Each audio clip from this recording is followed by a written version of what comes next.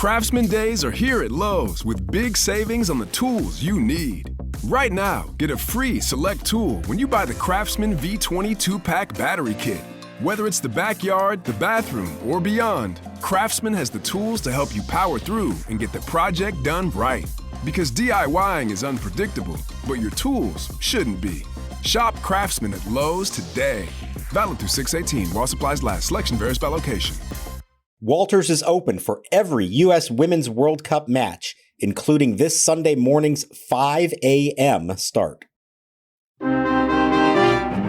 We put a pretty aggressive price on Lane, and it was something we had several conversations with teams early on in the day, and none of them came through fruition. And Finnegan, there was a lot of action on Finnegan, and again, didn't meet. None of them met the bar that we put on him, and those are two guys that we feel very, very good about.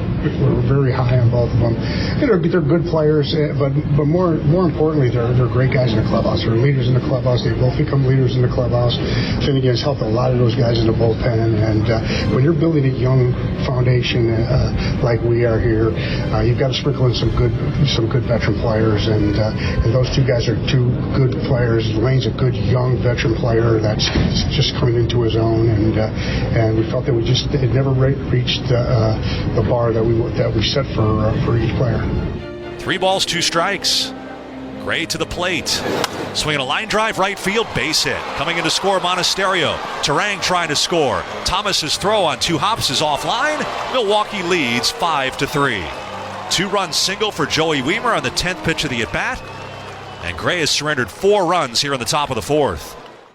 And welcome to Nats Chat for Wednesday, August 2nd, 2023, along with MASNsports.com Nationals insider Mark Zuckerman. I'm Al Galdi, host of the Al Galdi podcast. So this day of August 2nd, 2023 is the 1-year anniversary of the Nats trading outfielder Juan Soto to the San Diego Padres. So that Soto trade happened on the day of the 2022 MLB Trade Deadline. We on Tuesday had the 2023 MLB Trade Deadline. The Nats did not make another trade, so their only trade leading up to this year's deadline ended up being Monday evening's trade of Jeimer Candelario to the Chicago Cubs for 2 prospects. And so now we begin the rest of the Nats season. And we on Tuesday night did have a Nats loss, a 6-4 loss to the Milwaukee Brewers at Nationals Park in Game 2 of a 3-game series. The Nats fell to 45-63. So there will not be a 100-win season for the Nats this season. If you were wondering about that, the best that the Nats now can do is 99-63. Mark, we now are exactly 2/3 of the way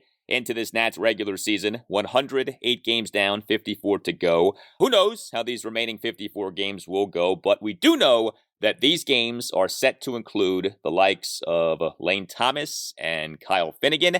Just one trade by the Nats leading up to this trade deadline. Yeah, and I'm not surprised by that. I think as we've been talking all week, previewing this, the feeling was Candelario was pretty much a sure thing to go, and anything beyond that was possible, but probably not likely. And that's exactly what happened. Mike Rizzo said he listened to offers on those guys, especially Lane Thomas and Kyle Finnegan. The bar was high, I think rightfully so. Nobody was willing to meet that asking price, and so those guys are still here. And I think the interesting question to ask, and I did ask both Rizzo and Davey Martinez versions of this question, is that by keeping them now, are you sort of sending a message to them and to everybody that not only are they here for the rest of this year, but they can actually be a part of an eventual winning team a couple of years down the road? They're both under contract or under club control through 2025, and both of them gave answers that suggested they do believe that. Now, we know how things can change. We know that a year from now, when the trade deadline comes, they could be in a position and get an offer for one of those two or both of them that ends up wanting them, to make the move. But I do think some of this, it's not just about what the asking price was, but was also a belief, particularly in those two players, that they can be a part of the next winning team here. And I do sense that they believe, whether it's right or wrong, that this can be a winning team by 2025. Well, I think the beauty of Lane Thomas and Kyle Finnegan always was you didn't have to trade them this year. Like, there wasn't this pressure to trade them. Like, with Jeimer Candelario, he's about to be a free agent. You needed to trade him. With Thomas and Finnegan, I mean, you could always trade them next season. You could do it, after that. Like, it's not like you had to do it this year. And so if you do like the players, and I think it's pretty clear Mike Rizzo likes these guys, and you think that they could be pieces, unless you get overwhelmed, don't just give them away. I mean, you might as well hold on to them and kind of see what you got. But yeah, I mean, things can change. Outlooks can change. I mean, I mentioned Juan Soto. It was like just a few weeks before the Nats traded Juan Soto that Mike Rizzo swore that the Nats would not be trading Juan Soto. So, Rizzo can say whatever he wants. And I think right now, in this moment in time, I'm not saying that he's lying. He probably believes what he's saying. But, subject to change. You know how in combat sports, they'll have that little thing at the bottom of the screen, card subject to change, outlook subject to change when it comes to how the Nats view these guys. But yeah, I mean, the real shame of this season, and, I put shame in quotation marks, it's not that big of a deal really, but it's that guys like Corey Dickerson and Dominic Smith weren't better. Trevor Williams hasn't been better. Patrick Corbin hasn't been better. Those were the guys who you really were eyeing as hopeful trade chips for this Nats team this season. And with the exception of Jeimer Candelario, those guys have not delivered, to varying extents for various reasons. That's the shame, to whatever degree those guys could have ever brought back something. But yeah, with Thomas and Finnegan, it was always kind of like they're out there. It's possible they get dealt, but you never had to deal them. And that's always a good position to be in from a club perspective. Like, it's not good when you have to do something. And the Nats didn't have to do something. And so Mike could, command a sizable price for each guy. Yeah, and, the rest of baseball knows when you have to do something, and they're going to react accordingly. If you are desperate, or if you've made it clear that, hey, we are trading this guy because he's disgruntled or no good or whatever the reason might be, other teams know that, and they know they have the upper hand in that negotiation. And as you know, Al, it's all about hand. Who has hand in the relationship? So I think Mike Rizzo had hand in this trade negotiation period with pretty much all of those players. The other thing I'd add, and we'll never know the answer to this, but if Hunter Harvey and Carl Edwards were healthy, and you had all three of those relievers pitching 7, 8, 9, would he have moved any of them? Probably Carl Edwards, we think, because he is in a contract year, but maybe he would have been more inclined to listen or accept an offer for Finnegan or Harvey, knowing that he had another one as well. But at the moment, Finnegan's the only healthy one. And I know you're going to say this isn't just about, who's available for you the rest of the year. If you have an offer for Finnegan, you move him no matter what the state of your bullpen is. But I think in the back of your mind, you are thinking a little bit about that. Yeah, Hunter Harvey should be okay, but we know his history. We don't know for sure. Right now, they have one reliever that they have any real faith in, not just this year, but moving forward, and that's Kyle Finnegan. And so why move him unless you really are overwhelmed by an offer? I do think with Hunter Harvey, and, I said this weeks back, but he cannot be trusted to stay healthy. And so next year, if he's going well, I think you aggressively try to move him next year. And unless you're doing well and the Nats are like on the fringes of wild card contention, let's say. I think with Harvey this year, perfectly illustrates him. He's really talented. When he's going good, he can be going really good. But you just cannot trust him to stay healthy. And so, if you're playing the trade chip game next year, I think you got to look at Harvey as if he's going all right and you get something decent for him in terms of an offer, you got to be open to dealing him. You can't do this thing of he could be a piece or he could be someone who's here when we're good again. You don't know if tomorrow he's going to be healthy with the way that he is. So I think that's going to be interesting. If Harvey is a part of this thing next season, how do the Nats manage Harvey? How do they treat him regarding the trade deadline of next year? Yeah, I think that's perfectly fair. I mean, I'm fascinated to see if and when he comes back, how he does the rest of this year. Is he just pick right up where he left off and he's good the rest of the year pitching every other day, or are there more issues? So yeah, knowing the history there, you can't, as much as you'd like to, you can't count on him being a part of this moving forward. I do think they count on Finnegan. He's now built up a pretty good volume of work to suggest that he is a good major league reliever and really durable. And yeah, he's 31 and you don't know for sure, and the relievers are so volatile, but at a position that is so volatile, he's about as consistent and as durable as they get. And so you hope there are 2 more good years from him and that they can be meaningful 2 years and not just a stopgap until the team is better enough and goes and get others relievers. Yeah, I mean, the problem with Finnegan is that he has been up and down, and there isn't that excellence from him. But not everyone is going to be excellent, and there's something to be said for a guy who stays healthy and eats up innings, and who can be really good. And Finnegan at times has been really good, and so you obviously don't kick guys like that to the curb, especially when you have a history of having a hard time putting together good bullpens. Well, we had the trade deadline on Tuesday evening at 6 p.m. Eastern, and then we had this Nats-Brewers game on Tuesday night, and this did end up being a very disappointing game for the Nats starting pitcher, Josiah Gray. We have talked about Josiah Gray, how even in this overall big-time step-forward season, he has put a lot of guys on base, and he has been pitch inefficient, and we wondered, is there a market correction coming? He's done a really good job of avoiding the market correction. The ERA remains in the threes, but these problems of putting guys on base, being pitch inefficient, reared their ugly heads in this game on Tuesday night. Josiah Gray lasted for just 3 2/3 innings. He allowed 5 runs in 3 2/3 innings.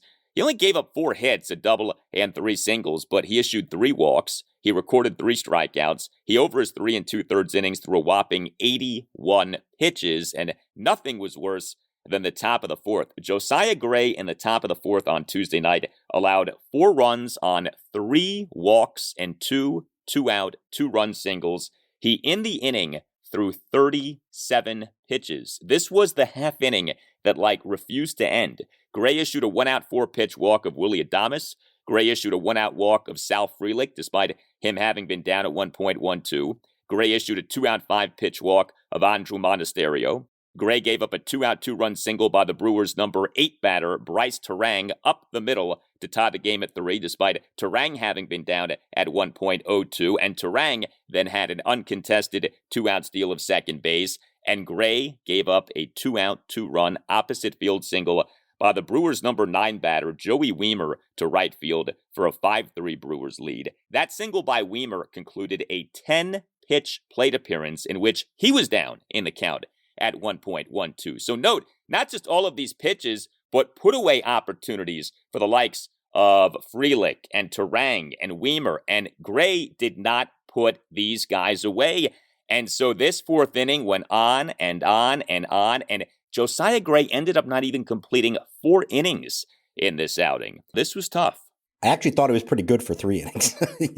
I thought he was headed for another solid start, and it's 5 of the 7 base runners that he allowed all came in that 4th inning. The walks, this was a little bit unusual. Usually when his command is off, it's the same thing. You can see fastballs tailing up and away, that kind of thing.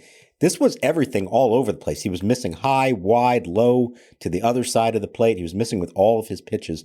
He really lost it there for a stretch. And like you said, he was consistently 1 pitch away from getting out of that with minimal damage, if any damage, and he just could not make that 1 pitch. And I think they were at a point where even if he had gotten out of it, even if he got that last batter, the pitch count was such that Davey may have just pulled him anyways. You could see he started to have Machado warming once Josiah got into the 30s for that inning in his pitch count. You don't ever want to be past 35 and approaching 40 pitches in 1 inning. I don't care if you're young or old. You don't want to be in that position. And so I think it was going to be the end of his night regardless. And when he still couldn't get out of the inning, I think Davey had no choice but to pull him at that point. So a really disappointing way for that start to finish. And I do believe that the first 3 innings, I thought he was doing well, was headed for a good night. And it just completely turned on a dime there in the 4th inning. It's been kind of a weird last few weeks for Josiah Gray. Again, he overall is having a nice season. I think it's always important to come back to that. But, he had the appearance in the All-Star game, and he did well in that All-Star game, if you remember. A perfect bottom of the 3rd in facing 3 Texas Rangers players. But his first outing after the All-Star break was not good. 8-4 loss at the St. Louis Cardinals on July 16th. 4 runs in 5 innings. He has had good games. 10-1 win over the San Francisco Giants at Nationals Park, July 22nd, 1 run in 7 innings. We had a 2-1 loss at the New York Mets on July 27th, 6 scoreless innings, although he over those 6 innings threw 106 pitches. You get what we got here in this game on Tuesday night. So it's been kind of a mixed bag. He has had the thing of, the good run prevention, and we've talked about that. But man, it does feel like every game he puts guys on base and he throws a lot of pitches. I mean, we're kind of waiting for that one game where the run prevention is there and he's pitch efficient and he doesn't put a lot of guys on base. We really haven't had a game like that in quite some time from Josiah Gray this season. Right. Where's the 7 innings of 1-run ball on 95 pitches? That's what we have not had. And there's something to be said for the consistency of not giving up a lot of runs. But as we've mentioned many times, it feels like he's always trying to pitch out of trouble. And it's a dangerous way to go about it. He's gotten a lot better at it. He's still limiting the home runs. Did not give up a home run in this game. So that's good and maybe helped make it from being any worse.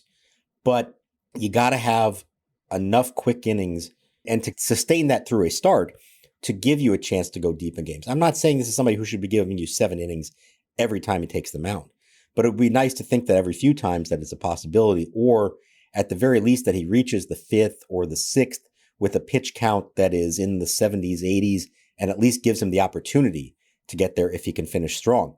In this one, the pitch count was so high by the 4th that you knew that was the end of it for him regardless. So he's still a work in progress. He's not a finished product at all. And I was thinking about this as well. Look at all of their sort of signature young players that they're building around here, the core they're building around. Who is the player that really stands out that you're most excited about with this team and say, okay, that guy's really the future? Right now it's CJ Abrams. Now, it wasn't him until July, essentially. There was a point earlier this year we would have said Josiah Gray, but maybe at the moment it hasn't been him. Mackenzie Gore, on any individual start, we may see that and think that, but not consistently. Keibert Ruiz has his games here and there. So while they all are showing just enough to make you get excited about them, nobody has really stepped up and said, hey, I'm putting it all together right now and for a sustained stretch. And yes, I am the future of this organization. I think what Abrams has done this month, as we've talked about, is on that right path. And if he can continue this through the second half, we're going to be talking about him in those terms. But the rest of them, they have their moments, but we still have not really seen consistently every time out that you say, okay, yeah, this guy is really good. He has the potential to be really good, but he's not really good yet. Yes. Paging Dr. Dylan Cruz, paging Dr. James Wood. Those may be the two people who can provide what we're looking for there. Well, I think it's going to be interesting. Josiah Gray has done a really good job this season of addressing what had been his biggest problem, the home run problem. Will he next season be able to tackle these issues of pitch inefficiency and putting guys on base? Maybe, maybe it's just kind of a step-by-step thing, and, he can really focus on those issues this offseason and next season and be a lot better in those regards next season. We'll see. It was interesting in this game on Tuesday night because the Nats bullpen did a good job of keeping the Nats in this game. 4 Nats relievers combined to allow 1 run in 5 1/3 innings. Andres Machado, 1 1/3 perfect innings. Amos Willingham, a run in 2 innings. Hobie Harris, scoreless top of the 8th. Joe LaSorsa, a perfect top of the 9th. The Nats finally, mercifully, do have a scheduled off day coming up on Thursday. I thought it was interesting, though, and we have seen this a few times from Davey Martinez this season. You don't get many innings from your starter. And yet Davey doesn't have any singular reliever work for that long in the game. I mean, you had 4 relievers covering 5 1/3 innings in this game. You would think your starter goes less than 4 innings. Some reliever at some point is going to go more than 2 innings. Not a single Nats reliever went for more than 2 innings in this game. Yeah, and I'm not sure exactly why that was the case. They were all available and fresh, so maybe he didn't feel like he needed to push anybody that far, or maybe he doesn't trust them to give him that much. If, hey, you got 4 or 5 good quality outs from Andres Machado, let's not push that envelope. Let's just take it and move on to the next guy. I liked LaSorsa in this game. He was very active in fielding his position in that inning, in a very quick inning. I thought they all did a pretty good job there. And no, you're right. There wasn't a long outing. You would typically say, okay, your starter gets knocked out early, go to the long man and try to get to the 7th with him. And the current bullpen, who is that guy? Is it Corey Abbott, who hasn't been that great or that reliable? So maybe this is just a function of who they have and trying to get the most out of them. But it worked. I don't have a problem with the way it went, but you're right. It was a little bit odd, not the way you would typically expect that to go.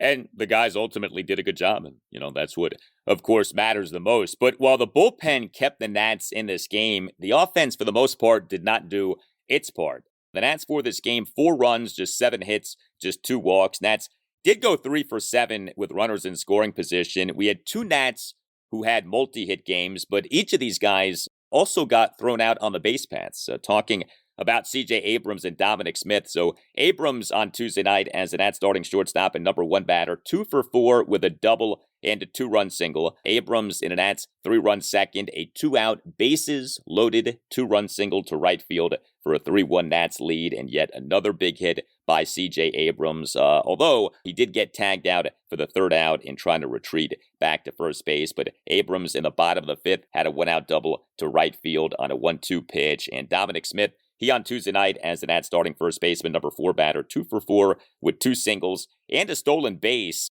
Smith in that Nats 3-run second, a leadoff infield single on a very weakly hit ball toward third base on a 1-2 pitch, and he had a steal of second base. But then Smith in the bottom of the 3rd, a 2-out single up the middle, but he got thrown out at home on a Keibert Ruiz 2-out single to right field for the 3rd out. What'd you make of these base running blunders here? Abrams getting tagged out and trying to retreat back to first, and Dominic Smith getting thrown out at home. Well, first, the good one. That Dom Smith stolen base was of 3rd, not of 2nd. The first time in his career he has stolen 3rd. The gasps in the press box were audible, I can tell you, at that moment. As far as the other ones, the Abrams play, it was really risky because it's a timing play. And if he had been tagged out before the runner slid across the plate, the run would not count because it was the 3rd out. So I get you're trying to draw the throw, the cutoff, and not let the throw come to the plate. But you better be sure about that. And so it worked, but it was a close bang. Could have gone the other way very easily if he didn't do that exactly right. Here's a swing and a line drive to right. Going to be base hit. 1 up in front of Freeland. Dickerson has scored. Racing for the plate to score a 2nd run is Jake Alou. And over to 3rd is Alex Call. And Abrams gets tagged out on the back pick, throw into first. Santana tags him out. Not great there, but it didn't cost them. I didn't really have a problem with the send of Smith. I know he's not the fastest runner. We've seen that despite him stealing 3rd base in this game. But you watch the play again. It was a really good throw. It was a really good tag, and I thought a pretty good slide by Smith trying to get to the outside corner of the plate, and they just got him. So, you know me, I'm not afraid to call out a bad send when they do it. But I think this one was worth it, and it was a close enough play in the end that I'm not going to criticize the decision to send him. Yeah, Dominic Smith in this game, he had that stolen base at third base. He also advanced on some wild pitches, and he got thrown out at home. He was running all over the place. So over the course of this game, it was kind of interesting to see that. The Nats, as expected, have called up Jake Alou. He is your Jeimer Candelario replacement. The Nats on Tuesday afternoon recalling Alou from AAA Rochester, and he on Tuesday night was the Nats starting third baseman and number 8 batter, and he had a hit. In fact, he had his first major league RBI.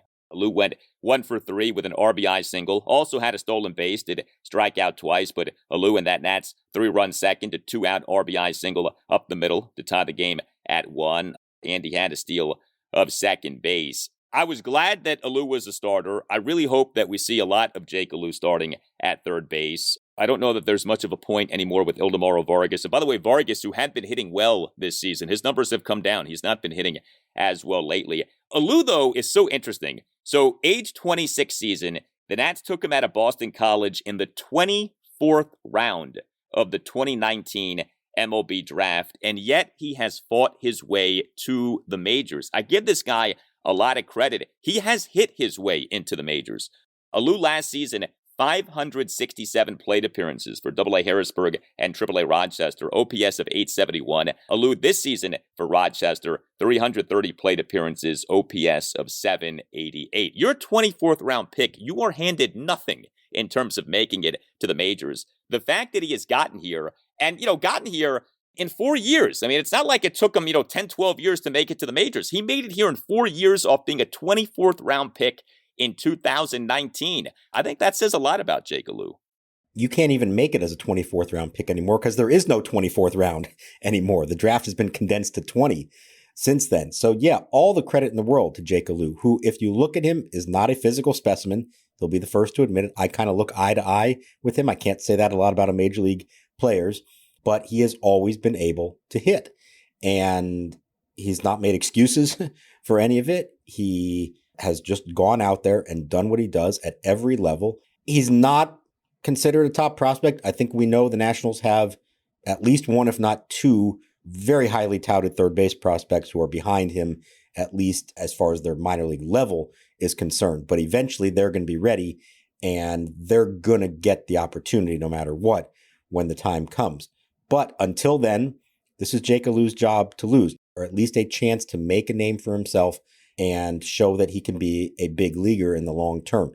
Davey said he's going to play not every day, but he's going to be getting the bulk of the at-bats at third base. You'll see some Vargas, maybe a little bit of Chavis, but they understand now is the time. You might as well put him out there. And I'm interested to see how he does.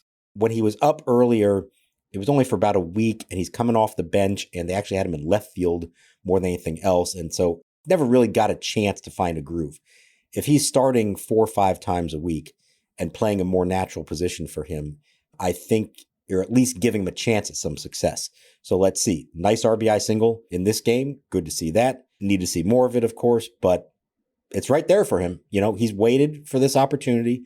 He's going to get it, and now it's up to him to show that he deserves to be, you know, considered long-term, whether it's as an everyday player or more likely as a utility guy.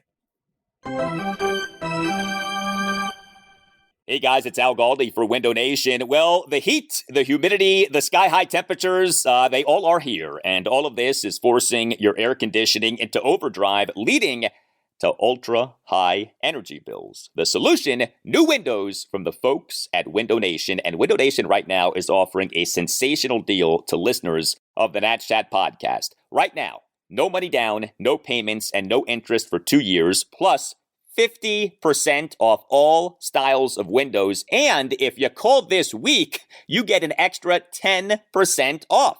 Call 866-90-NATION or visit windownation.com and tell Window Nation that you want the deal that you heard about from Al Galdi on the Nats Chat podcast. Again, no money down, no payments, no interest for 2 years, plus 50% off all styles of windows. And if you call this week, you get an extra 10% off your order. 866-90-NATION or windownation.com. If you've been thinking about getting new windows, now is the time. 866-90-NATION or windownation.com. That's 866-90-NATION or windownation.com. And make sure that you tell Window Nation that you want the deal that you heard about from Al Galdi on the Nats Chat podcast. Hey Nats Chat, Beyonce is performing at FedEx Field on Saturday, August 5th, and no surprise, it is expensive. We can help though by using the special promo code for Nats Chat with the Game Time app. Game Time is the fast and easy way to buy tickets for events like this one for all the sports, music, comedy, and theater near you. It's the fastest growing ticketing app in the country for a reason. Get images of your seat before you buy so you will know exactly what to expect when you arrive. Snag the tickets without the stress with Game Time. Download the Game Time app, create an account, and use code NATSCHAT for $20 off your first purchase. Terms apply. Again, create an account and redeem code NATSCHAT for $20 off. Download Game Time today. Last minute tickets, lowest price, guaranteed.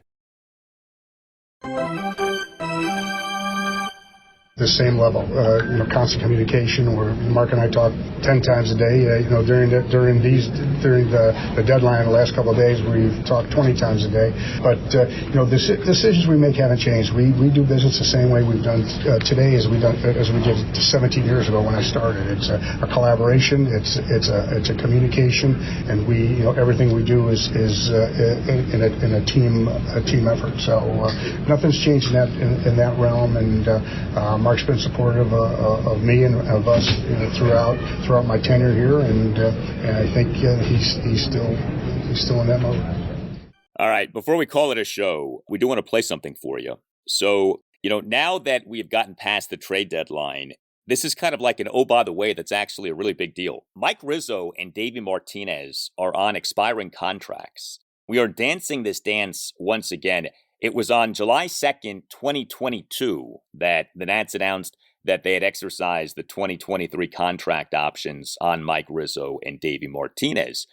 But neither is under contract for next season. And, going through the course of this season and, this Nats rebuild and how are the younger guys doing and the trade deadline, it's easy for something like this to kind of get buried. Well, now we're kind of through all the, hazarai of the season in terms of pre the trade deadline. You got 2 months left in the regular season. Like I said earlier, you got a third of the regular season left.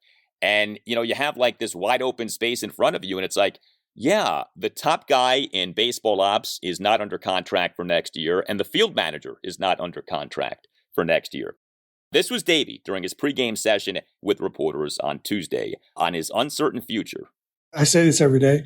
I'm just going to take it day by day and be where my feet are. I really am. I mean, I hope, and I say this all the time is, one, I love it here. I love the fans here. We did some incredible things in the past year. I want to be here. That decision is not mine. So, but I show up every day and I'm doing my job, and that's to try to get these guys better and try to win as many games as possible. So that's all I can do, So, and it's been good. Look, I love the Lerner family. I've always said that. They've treated me really well. So, we'll see what happens in the next month or two, but I'm going to focus on just today. And right now it's focusing on that 6 o'clock deadline, and we'll see. We'll go from there. All right. So Davey Martinez doing what he always does and what he should do. And, that is say all of the right things, be the good soldier. Do you think we will get clarity on the futures of Mike Rizzo and Davey Martinez before the end of this regular season? I mean, it sounds silly to even ask that because it's like, heck yeah, we should, but you never know with this team. We know how things are with the Lerners, how they wait until the last possible second to deal with things like contracts for general managers and managers. Do you think we will have clarity on Rizzo and Davey before the end of this Nats season? If it happens before the end of the season, I think it'll be close to the end of the season, would be my best guess, based on the history of this and how it's gone. Let's remember last time they both had a deadline in the summer to pick up an option. And so the Lerners couldn't wait any longer. They had to make those decisions then. In this case, there is no deadline. They just both have their contracts expire when the season's over. So that's October. And in theory, they don't even have to decide anything until after the season's over and everybody's already left town. I really hope, for everybody's sake, it doesn't come to that. Remember how it went with Dusty Baker? A week after the season ended, after their knockout of the playoffs, and he finally left town thinking he'd probably be back, and then he got the call that he wouldn't be. That was not handled well, as we know.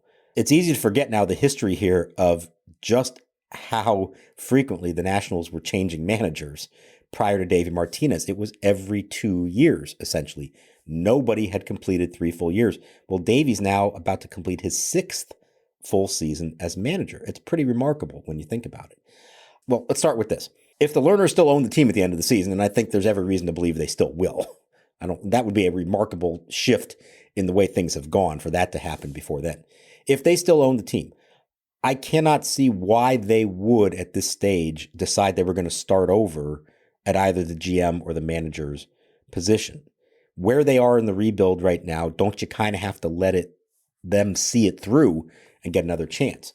So I'm not super concerned that they're not going to offer contracts to both guys, but I don't necessarily have reason to think that they're going to be ultra aggressive in trying to get it done as soon as possible. I just think the way they operate is to wait it out until they have to make a decision on something. And in this case, they don't have to make a decision until even after the season is over. I would hope they would do it before that, just so everybody can leave after game 162 and have some clarity. And let's be clear here. Those are the two prominent names, of course, at the top.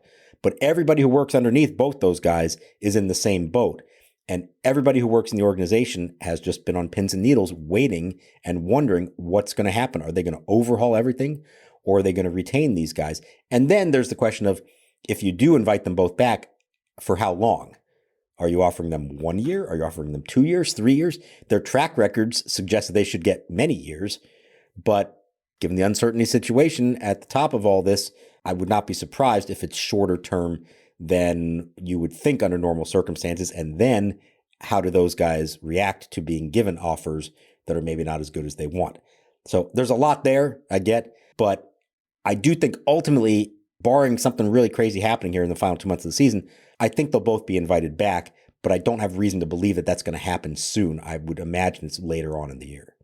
This, I think, is such an underrated aspect of what's happening with the Nats right now. I mean, normally when you have a rebuild, you empower the person overseeing the rebuild. And in a time of uncertainty, at least you have that certainty of, hey, this guy is leading us out of these dark times. This guy is in charge. This guy is, shepherding the franchise back to greatness. Instead, what you have is, there's a lot of uncertainty with our players and what we're doing on the field. And there's a lot of uncertainty with the people overseeing our players and what we're doing on the field. It's not normal. It's not healthy.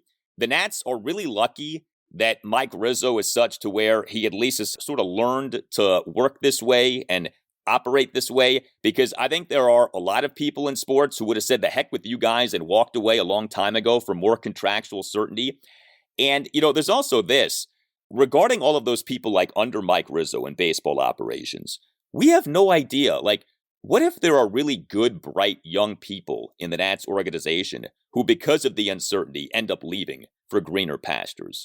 We don't know a lot of the people beyond Mike Rizzo in baseball ops. And when I say we, it's like, most fans, right? Like, Mike Rizzo, Chris Klein, one or two other names. But it's like there's a lot of stuff that we don't know in terms of like who's good, who isn't, etc.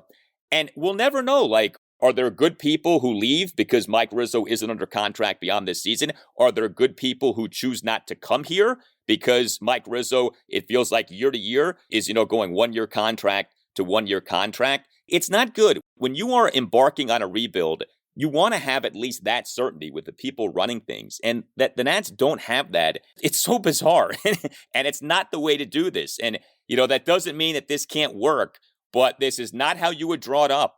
And, if/when the Nats ever get new ownership, I really hope that this stops. That, you get a GM, a president of baseball ops. He's good. You give him, a 5-6 year contract. And you let him get to work, and you stop with this yearly thing of will he be back? Won't he be back? Will an option be picked up? Will he be extended? This is not the way that something like this is supposed to go. And yet it's how this has gone for a really long time now. I mean, we started this podcast in the 2021 season. Every season we've had this conversation about Rizzo and Davey and their contracts and what's going to happen. That's not the way that this is supposed to be. And it's been going on since, certainly in Rizzo's case, since he got the job in 2009. I think there was maybe 1 5-year extension somewhere in there going back a ways. But since then, that has not been the case. Now, I do give him credit, a lot of credit here, because in spite of all that, I really do believe that he is working right now with long-term goals in mind. I don't think he is motivated by trying to do anything for short-term benefit that hurts any long-term prospects. I think he, in his mind, is trying to build a team that is better in 2024 and is ready to contend in 2025 with the resources that he's given. I don't think any of the moves he made at this deadline or over the winter suggested that he was, not all in, or that he is more interested in just trying to squeeze out as many wins as he can right now for his own benefit, to say, hey, look, I turned a 55-win team into a 69-win team, therefore you should retain me. I don't think he's thinking in those terms. I think in his mind, this is a 3-year plan, 5-year plan, whatever you want to call it, and he believes he's going to be here to see it through. And if he's not, he'll at least have left the next guy in a position where they can continue what he started. That's not an easy thing to do. I've seen other GMs in the past in other sports, and even with this franchise, sometimes put the long-term benefits of the organization on the back burner and make moves that look better for themselves. And I don't think that's what Mike Rizzo has done here. I think ever since July 31st of 2021, he's had a plan. He's executing it. You can debate how well it's going or if it's going to be completed when you want it to on the timeline that you want. But I think he's pretty much stuck to that regardless of what his own status was within that time frame. I think what's also funny is, well, two things. Number one, I think the learners are helped out by the fact that Mike is older and is of a scouting background. And with the way that baseball general manager / president of baseball ops positions are going, it's younger analytics background. And so, there's no guarantee that if Mike Rizzo ever upped and walked, he would just walk into another job as president of baseball operations and general manager for another team. The other thing, though, is, if you are the learners, it's almost like you do have to keep Rizzo, because who's going to want to come here who's really good, knowing that you may be selling the team, knowing that you don't necessarily pay your executives the most money, and knowing that you play these little contractual games with your executives and managers, and dangle the carrot year to year. So in a weird way, Rizzo and the learners are sort of tied to each other, even though there are reasons to say, boy, a divorce would seem to be something that might happen sooner rather than later. But if you're Mike, I don't know that you want to see what else is out there, because there may not be something else out there. And if you're the learners, if you got rid of Mike, who is really good is going to say, yeah, let me go work for those people. Like, that's a dream job for me. Like, not necessarily. So I don't know if saying that they're stuck with each other is the right way to say it, but I think there are things keeping them together. That's for sure.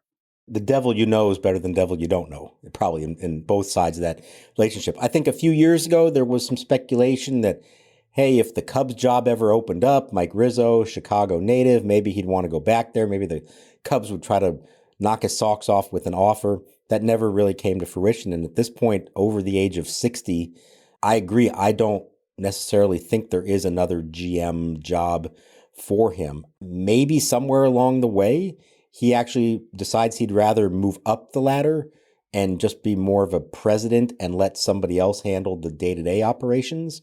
At some point, he's going to get to a point in his life that he says, all right, I don't really need this. But to this point, he still loves the day-to-day action of it and really guiding this franchise through what it's trying to do. And on the other side of the equation, I agree that if they did have to look for a new GM, my hunch is it would be a young up-and-comer first time who's willing to take a low salary and try to make a name for themselves. And in doing so, you probably know that you're only secure as long as the Lerners still own the team. And if they did ever sell the team, chances are a new owner would come in and want to start over. So as we've said all along, it all hinges on the biggest question of all. But as we sit here on August 1st of 2023, and it's been a long time since the first report came out of the Lerner family exploring a sale of the team, I don't really know that we're any closer to that happening. And it's entirely possible it doesn't happen anytime in the immediate or even long-term future. This may be on the back burner now. It's really weird and really frustrating to a lot of people, not just in the media, but people who work for the team. It's really frustrating that they don't know the answer to that question. You tell us what you think. Hit us up on Twitter at @Nats_chat. Should I say Twitter or X? I'm not sure anymore. But anyway, on that social media thing, you can find us at @Nats_chat. You can email the show as well, natschatpodcast@gmail.com, including if you would like to sponsor the show. We'd love to have you on board. Hit up Tim Shover, see what we can do for you. That email address is natschatpodcast@gmail.com. Get yourself a Nats Chat Podcast t-shirt by going to our website, natschatpodcast.com. All Nationals radio highlights on Nats Chat are courtesy of 106.7 The Fan. A thank you to Tim Newmark for the Nats Chat Podcast music. Visit timnewmark.com. For Mark Zuckerman, I'm Al Galdi. We thank you for listening, and we will talk to you next time on the Nats Chat Podcast. I know, you told me you like her. Everything's going good. No, everything's not going good. I'm very uncomfortable. I have no power. I mean, why should she have the upper hand? Once in my life, I would like the upper hand. I have no hand at all. She has the hand. I have no hand. Hand me that, would you? Yeah. How do I get the hand? We all want the hand. Hand is tough to get. You gotta get the hand right from the opening. She's playing a recital this week at the McBurney School. You want to hear her play? I got 2 extra tickets. You and Elaine could go. Yeah, that sounds like something.